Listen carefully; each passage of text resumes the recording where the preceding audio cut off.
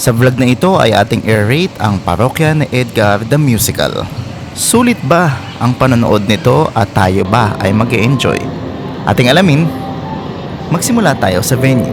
Ang venue ay dito sa Newport Performing Arts Center. Ito ay nasa Pasay City at madaling puntahan dahil sa Skyway. Pagbaba ng NAIACS ay nandoon na siya agad sa tabi. Kaya convenient siya puntahan sa mga commuter at lalo na sa mga may sasakyan. At pagdating naman dito, mayroon namang Newport Mall na kung saan pwede tayong kumain, maglibot-libot at pati mag-shopping. Kasi napakaraming establishments dito sa loob ng Newport Mall. Pagdating naman sa Newport Theater, ang masasabi ko ay napakaganda ng theater na ito. Isa ito sa pinakamagandang napuntahan ko at napanooran ko ng isang musical. So para sa akin, ang venue ay 10 out of 10. So harap na harap kami, gitnang-gitna pa. Ewan ko lang. Tapos may ano pala no, may audience performance. Tapos yung tayo ano. dyan.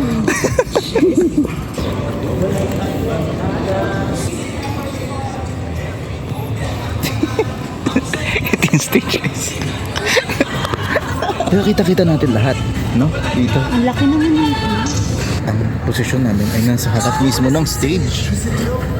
This is SVIP. Ito yung pinakagitna ng stage. Kitang-kita namin dito lahat. May rate natin talaga na maayos. Kasi good sa lahat, hindi tayo makakapag-video during music. Dahil huling-huli tayo dito pagka nag-video tayo. So guys, bumili ako ng souvenir nila. This is 500 pesos. Ay, 200 lang pala. Ito ang 500 pesos. Tote bag. Eh, ang ganda. Ito ay parang catalog. Catalog ba tawag dun? Sino ang cast? So magsasimula na. Alam niyo naman, bawal mag-record. Kita-kitsa naman may Okay, ang susunod nating i-rate ay ang sounds. Napakaganda ng sound dito sa Newport Theater. Alam niyo, sobrang dami nilang gamit na mic pero lahat ay napapatunog nila ng maayos. Kaya 10 out of 10 tayo sa sounds. Pagdating naman sa stage design, lights at sa mga costumes, sobrang ganda. 10 out of 10 din tayo dito dahil sobrang dami nilang ginamit na costumes at pati mga props. Hindi siya basta-basta ginawa dahil napakaganda ng pagkakagawa. Pagdating naman sa musicality, ang mga ginamit nilang mga kanta ay kanta ng Parokya na Edgar. Pero mas higit na nakakahanga ay ang mga arrangement ng mga kanta nila dito dahil nagkaroon ng ibang taste dahil sa ganda ng mga arrangement, nagkaroon ng ibang mga feel. Kaya 100/10 ang score natin sa musicality. Pagdating naman sa mga cast, nagampanan nila yung mga role na para sa kanila. Pero ang higit na nakakagulat sa mga ito ay ang asong si Marlock.